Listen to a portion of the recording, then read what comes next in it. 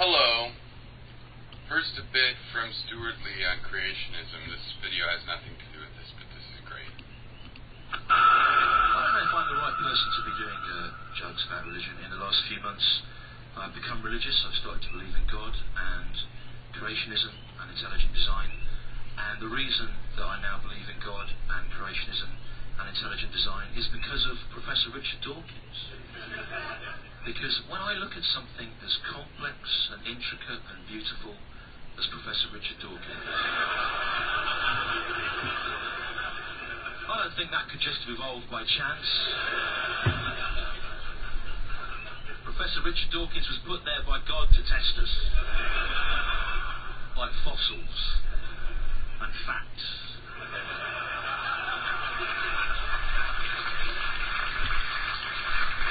Okay. You know, the thing is, and this is to Fede and just in general, but I do seek to be understood. It's just that, I find when a lot of people when they say or think they're trying to be understood, or they give advice on how to be better understood, what they're really giving advice about is how to get people to think they agree with you or possibly change them in the direction of agreeing with you. And that, to me, is not clarity. If I explain my ideas clear enough, you might see that, it's different from your own. My motivation is different. I believe that knowledge ought to be useful. Like, if you know how to fix a car, you can use it to fix a car. Whether you convince anybody that you know how to, or whether you convince other people to believe and follow your methodology of doing it, those are secondary. Whether it could be important to your life, whether you can make a living on fixing cars depends on convincing people you can fix them. But really, the knowledge itself is, demonstrated through your ability to do it, and basically, it's kind of a personal thing. On the other hand, these are ideas that can be represented in words to some degree. And I've been here for quite a while trying to represent them. Yes, I want to be understood in a sense. And also, I think the context for my comments to the contrary is that given an individual a one-on-one conversation, I obviously adapt my mode of communication. I obviously communicate differently with Great Text and Conference Report and To Be Serious and Gary. As I get to know an individual even a little bit, I will try to adjust. And not just, accept their style, but, a combination. So I think where I've been most careful to try to communicate is in some of these videos where I made keynote presentations, which I have a list. So I'm going to watch some and see if I can re-clarify them, up the clarity, so to speak. This one is objectivism and relativism. Okay, so anyway, objectivism and relativism. Let's see both if I was clear and if I can make it still more clear. Alright, I'm going to talk about objectivism and relativism as materialistic models from the point of view, we're basically... Okay, context. Materialism. It is exactly what you're familiar with, the physical world, but I base it epistemologically on things that matter. So, for example, if you drop an anvil on your foot, that matters, and that is the basis of materialism. Both views think there are things and relationships, so I'll explain this picture in a minute, but, there are your things, and the arrows are basically the relationships, or alternately, they could be considered expressions of properties. That's the objectivist model. Views them. So let's start. In an objective model, you start with the idea of a thing, that there's a thing. This is fundamental. There's a thing, and it has... Okay. So we're familiar with the idea of a thing, at least intuitively, right, through our common use of it. But there's a technical idea there, that this entity is out there. When you picture a horse, my example with the horse, It's like you picture a horse as if it's a thing, but that thing would seem totally different depending on how big you were, for example. Okay, but forget that for a second. Just think about this thing. There's a thing out there. You are sensing it. That's the classical model. Properties. Now, if you want to look up properties and understand a little bit more philosophically what's meant by properties, you can look at this the Stanford Encyclopedia of Philosophy. I have to agree with myself there. The Stanford Encyclopedia of Philosophy is the Karasam. Place to go. For our purposes, we have a thing and the little blue square and purple ellipse and whatnot. These are the properties of it. Okay, so there's a thing. Everything is the same. It is a thing, but it has properties that make it unique. That's how you achieve uniqueness in the classical model. Because, of course, everything is unique, so we have to have a way to model uniqueness, and we do it with thingness, everything the same, with properties. Okay, you with me so far? They adhere, they're inside the thing, they're a part of the thing. Okay, now we come along and we observe those. Okay, this is important. Relativity, quantum theory, everything.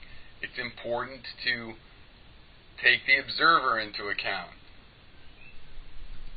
In ancient times, we just considered that observation direct. This picture would be complete, but we know enough physics now to... Okay, this is a Stoic thing, that we apprehend the thing that we're looking at. We apprehend it. Somehow we take it into our mind and get its essence in our mind. There's no need for anything besides this, because this link between the eyeball and the thing is considered inherent. Right? It's immediate, it's instant. Even if it takes you a while to understand the thing, there's an element of, as you understand each part, it comes to you directly, and it is apprehended, it is grabbed by your metaphorical hands and pulled into your mind. So that information about this property comes to us via this arrow or the relationship of that thing to us. Okay, so this is a material fact that we realize there are photons and things traveling and giving us information, and we can use information theory to analyze this situation. Right? If this model is true, there's a thing with properties, then information about those properties and the thing thereby is coming to our eye. As well as the other things like light sources, if the property is a color, for example. So those are relationships between the thing and us. Alright. So this is what the thing has, is a bunch of such relationships with the world around it. And this is what we actually see, right? This is what we know comes to our eye and is what we experience as a property is really a function of this relationship, as I have demonstrated many, many times. So relativism is taking these relationships as the... Okay. Sounds of my daughter in the background. Okay. The real situation is that all we have is this information from the relationships. The thing itself in there, it might exist just as we are saying with the thing with properties. But we don't really understand it. All we get is the information through the arrows. So the real situation is not that we apprehend a thing, but that we apprehend the arrows. If there's enough arrows, we trace them back to their origin and say, oh, there's a thing there. But it's always in this direction that we apprehend the information from the relationships, the arrows. And we go back to a thing, right? So from a relativistic model, we focus on the relationships, and we say the thing is a little blurry. We're still looking into it, always, forever looking into it, even if we've set it aside and aren't literally spending time on it at that moment.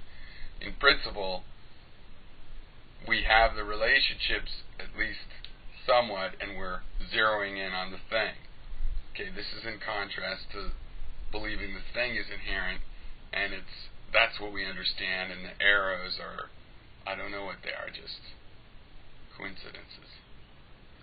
Primary thing. The thing itself is more vague. It's something we conclude about based on the arrows, right? We can move our eye around. We can talk to other people who have their eyes in different positions. We get a notion of all of these arrows, and we triangulate back down into what the thing must be. But we always keep studying the thing. Why? Because there's more relationships, and the relationships are what we really have direct access to. Okay, now why would this be important?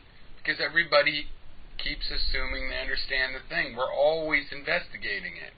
People argue from the essence of the thing that they don't know, and regularly ignore evidence that can be called knowable, that is our relationship. My relationship to a car is that it's sending blue photons my way. Right? Maybe it's coming at me at near light speed, and to the driver in the car, those are red photons. We know the photons that are reaching our brain is interpreting as red. We know that, but we don't know what the essential colorness of the car is. Right? So this solves a problem in epistemology where we're always trying to talk about the is. What color is the car, though? If the photons can be seen as blue, they can be seen as which is. Well, how about with the rest? How about we choose one frame of reference as best, and et cetera, et cetera? No. How about if we just collect all of its relationships and make statements about those relationships as if we're information processing the relationships that this thing has to us or indirectly through other agents? Right, so in an objectivist model, we have all of the things which are known and all these relationships which are unknown, and we will research. Right, you see, so there's all these things, and we're looking for the question marks, the little bits of evidence. That's the classical model. Okay, I say it's a different thing going on. For you and me, whether you believe in this model or not, I say what's going on is something different, which is this other situation. That's somewhat equivalent to a relativistic model. Now, they're functionally very similar, and to a certain degree of accuracy, they will come up with the same results.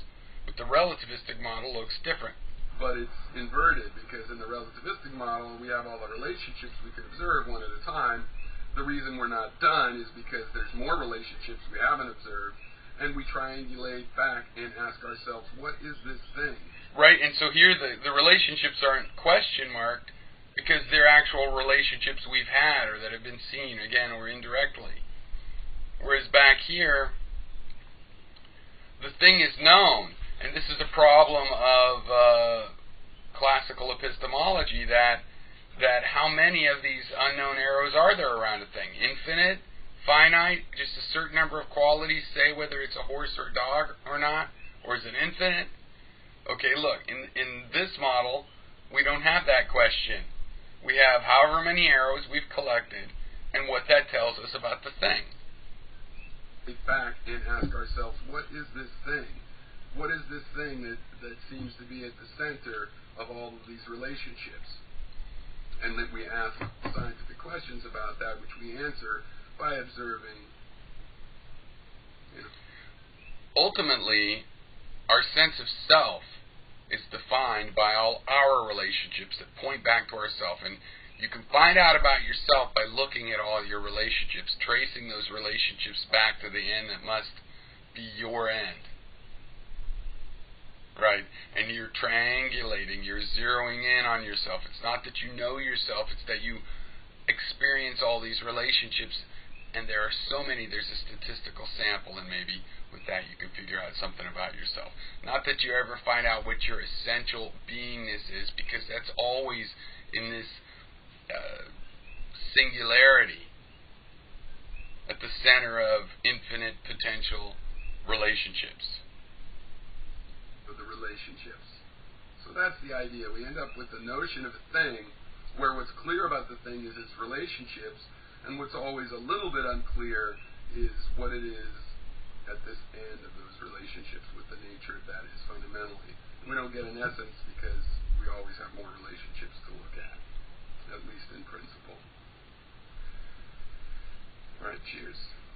Okay, was that in English?